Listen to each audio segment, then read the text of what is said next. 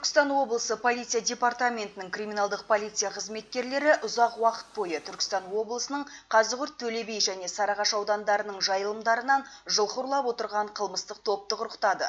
Тергеу барысында ұсталғандардың 1,5 жыл бойы 14 мал ұрлығына қатысы бары анықталды.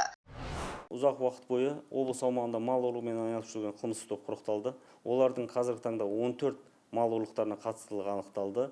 Ол яғни Сарыағаш ауданында 5 дерек, Қазығұрт ауданында 7 дерек, Төле би ауданында 2 дерек. Полицияға ондаған ауыл тұрғындары өздерінің малдарын жайылымнан белгісіз тұлғалар айдап әкеткені туралы арыз түсірген. Аталған жайттар Қазығұрт аудандық полиция бөліміне мал ұрлығы бойынша тіркелді. Барымташыларды ұстау мақсатында Түркістан облысының полиция департаменті криминалдық полиция, тергеу және жергілікті полиция қызметінің тәжірибелі қызметкерлерінен арнайы жедел тергеу тобы құрылды.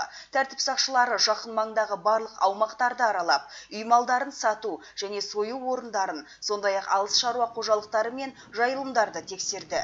Жедел іздестіру іс-шараларының нәтижесінде криминалдық полиция қызметкерлері Қазығұрт ауданының 2 тұрғынын ұстады. Оның бірі бұрын сотты болған. Тергеу барысында жедел уәкілдер тағы да қатысушылардың ізіне түсті. Олар ұрланған жылқыларды сатып алушылар.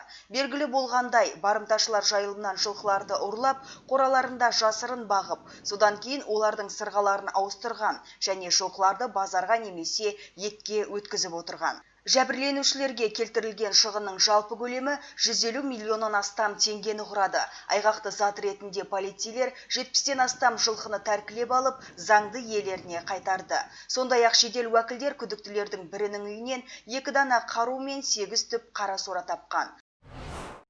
Қазіргі таңда Қазақстан Республикасы қылмыстық кодексінің 3 бабымен қылмыстық іс қозғалған, яғни 188 бап мал ұрлығы, 287 бап заңсыз қару сақтау және Қазақстан Республикасы қылмыстық кодексінің 300 бабы заңсыз есірткі егу.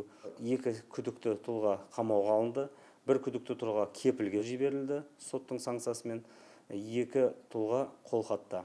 Тергеу амалдары жүргізілуде, департамент бастығының қатаң бақылауында.